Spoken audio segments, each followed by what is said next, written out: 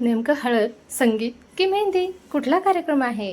मी पोहोचले तेव्हा चालू होतं हळद दळण्याचं काम. थोडंसं पाहिलं तर इकडे केलेलं होतं सुंदरसं हळदीसाठीचं डेकोरेशन. आणि घरात पाऊल टाकलं तेव्हा बघितलं की इकडे मेहंदीचा सुद्धा कार्यक्रम चालू होता. इकडे पणजी आजींनी श्रीयुगला घेतलेलं होतं, पाहुणे मंडळींची जेवणं सुरू होती.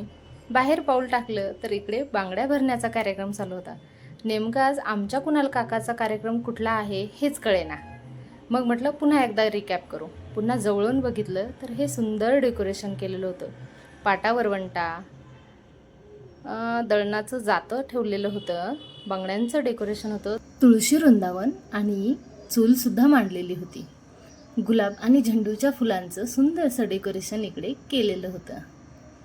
त्यानंतर इकडे हळद लावण्याचा कार्यक्रम सुरू होणार होता. हळदी तशी आजची नव्हती, परंतु शनिवारची हळदी येते म्हणून आजच प्रॉपर हळदी नाही, पण तुम्ही याला मिनी हळदीचा प्रोग्राम मात्र म्हणू शकता, कारण हळदीचा ओरिजिनल प्रोग्राम पुढच्या व्हिडिओमध्ये तुम्हाला बघायला मिळेल.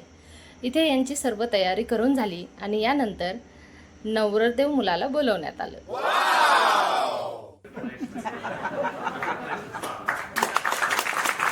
इकडे कुणाल पाटावरती येऊन उभे राहिले होते आणि त्यानंतर ज्यांच्या नावाने हळदी निघाली त्यांच्यापासून हळदी लावायला सुरुवात झाली. एक एक करत प्रत्येकजण हळदी लावत होतं.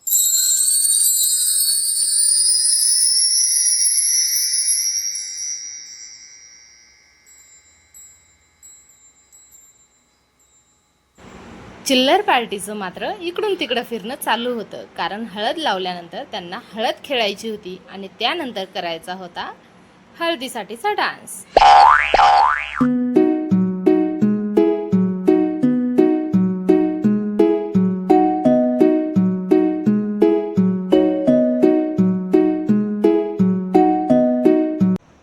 इकडे हळदीचा प्रोग्राम चालू असताना एका कोपऱ्यात आमचा चिमुरडा श्रीयुग बसलेला होता अक्का मावशींजवळ. ओवीने लावली तिच्या काकांना हळदी आणि मग ऑपरेटर रेडी. घरात जाऊन बघितलं तर हे चालू होतं असं.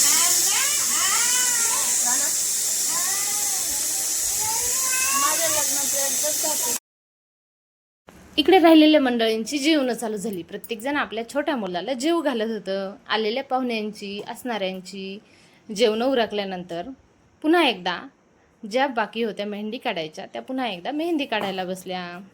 इकडे मेहंदी काढण्याचा कार्यक्रम पण सुरू होता. त्याचबरोबर बाहेर बांगड्या भरण्याचा कार्यक्रम पण चालू होता आणि आमच्या चिल्ल्या पिल्ल्यांची चालू होती मस्ती. हे बघा, तिघेजण एकेका पायात चप्पल घालून डान्स करतायत.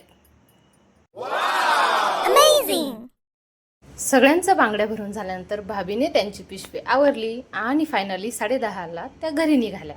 तर अशी होती आमच्या काकाची मिनी हळद. यानंतर ओरिजिनल हळदीचा व्हिडिओ येईल, तो एन्जॉय करा. बाय. पुन्हा भेटूया. तोपर्यंत आम्ही करतो एन्जॉय.